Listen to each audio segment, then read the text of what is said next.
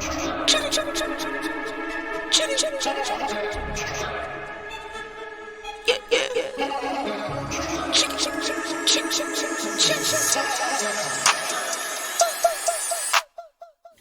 line, I'ma run it every time. Give me mine, going up, need no decline. Money line. You know what I'm saying? He rapped. When he rapped, he rapped. He freestyle. You'll never think he freestyle until you be like, huh? Because it was a lot with him. You know what I'm saying? He was that dude. If he had a longevity of life, you'd have definitely heard a lot. You know what I'm saying? Because he was a special dude when it came to just rapping. Because he'll rap for hours. And you'd be like, damn, shut up. That's what I was just like, well, put it on tape. Because he'll never forget. He'll never remember nothing. So I gave him a tape recorder and be like, yo, anytime you feel like it, just do it. Because he don't remember nothing. He just raps. It's just freestyle. And those are certain things that people don't got. That skill set nowadays to freestyle. Freestyling is a main part of being an MC. But if you don't got it, some people can write better than some people freestyle. Some people do both. Some people, it depends, you know what I'm saying? So Talik was that special guy. Okay. Let me ask you, like, when it comes to rapping, right, is that something that you are born with that just comes naturally for a certain person? Or, like, is it something that you have to learn? Because, like, I've written a rap, right? Now, although I wrote it out of anger, but I wrote one. Yeah.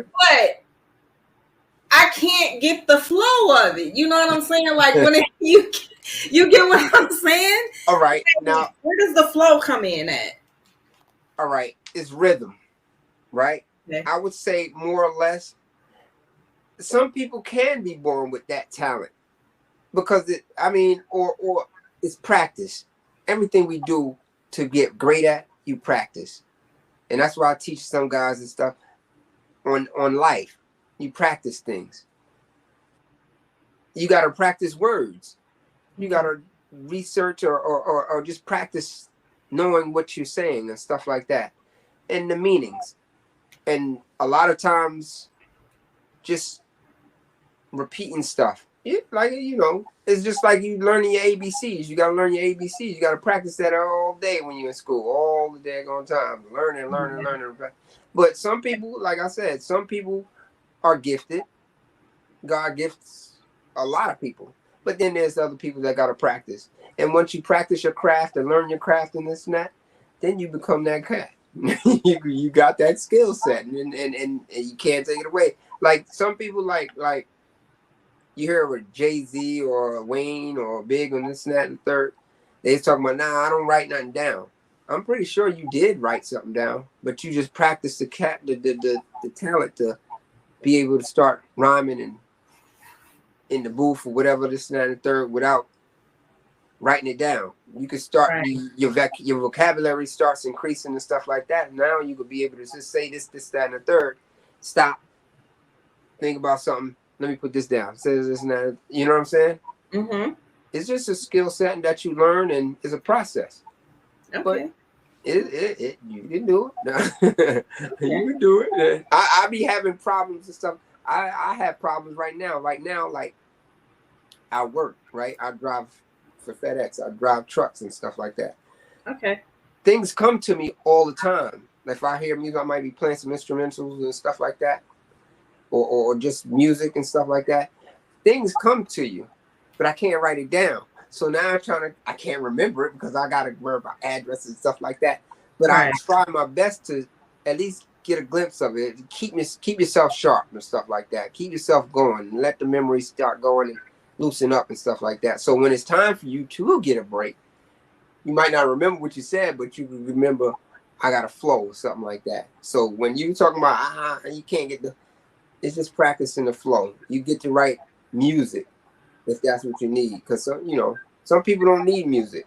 But when you want to put it on as a song, now you got to match the beat to the lyrics. And it might take a time. It might take some. It'll be in your heart that you'll know what the heck that'll work right perfectly. You know what I'm saying? It's just a matter of searching for that right beat. searching for that right track. Like before I spoke to you, I was on the phone with this other new artist and stuff like that.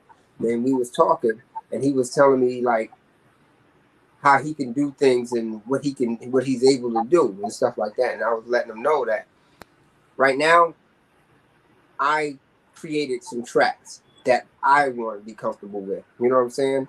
Mm-hmm. I understand that the wave of what's going on right now is a certain way, but I have a way that I know that people will understand our age group. Because there's an age group for everybody. Everybody don't want to hear drill or this or that or that. They just want to hear some good, nice rap music that they can, you know what I'm saying, they could relate to, and they cool and calm. You ain't got to worry about turning it down for the kids in the back and all that other stuff. Something that you can relate to and be cool and comfortable with. And the music is right. So I did my own, you know what I'm saying? Beats from back in the 80s is what, you know what I'm saying? Songs from back in the 80s. Like my first joint is Welcome Home, Spig, right? Mm-hmm. And that's from, you remember Junior? Mama used to say, take your time, young man. Yeah. Well, I got that joint, and it's something that a catchy tune for us that we can relate to and stuff like that. You know what I'm saying? Okay. So I got some music. I got 1,000 ideas of music that I want to put out. You know what I'm saying? Or give to the youth that's coming up. They might not remember. They might not never know who did this, but their parents might know, or their grandparents might know, and that'll catch their ear and be like, "Yeah, I remember that song. You should listen to it." You know what I'm saying? Right. It's all in the mental. I got some plans. I'm trying to change the world. Okay, I'm with you on that. Okay. Yeah. All right. And so then shortly after Freaky Tah was murdered, then you, Mr. Cheeks, and Pretty Lou, you guys released the third album, and that was LB IV Life in '99. LB for Life. LB for Life. Oh, LB for Life. I'm sorry. But it didn't do too well. So then Mr. Cheeks went solo, and then let me just, like, it didn't do too well for the charts, but people definitely heard it and respected it and stuff like that. It just didn't have all the elements. See, once the elements is not there, like Ty voice and different things, a lot of things changed. So now people is looking, they respect it, they hear it, and they loved it. But then you got Universal, they ain't pushing the way they were. A lot of things changed. So now it's just like, all right, whatever. We still here. We still doing what we got to do. We still putting some songs and stuff like that for the people. And first and foremost, you put songs out for yourself. You don't put songs out for the people.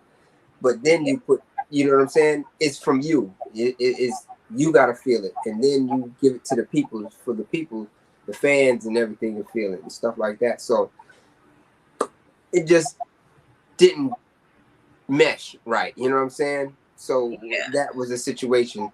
And as you saying, Cheeks did a solo project. Yeah, he wanted to always do a solo album and stuff like that. So that came into play at that opportune time.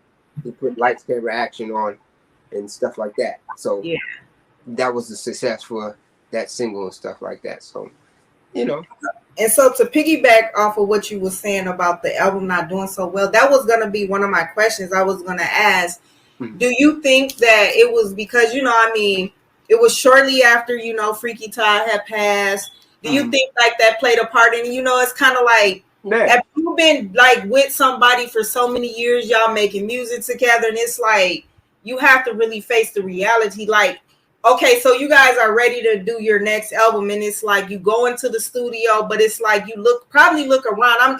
I'm just kind of like, right, So you look around, and it's like, okay, it's me, it's Mr. Cheeks, it's Pretty Lou, but my ninja not here. You know what I'm saying? But y'all do it anyway. But it's kind of like it didn't give what you really wanted to give because he wasn't there. Do you think that played a big part in it? Yeah, exactly. See, and for me, I know it played a part on us because we have a method of how we used to record. See, here's just from beginning. it'll be me and Cheeks in the booth. Cheeks would say his rhyme. I'm there.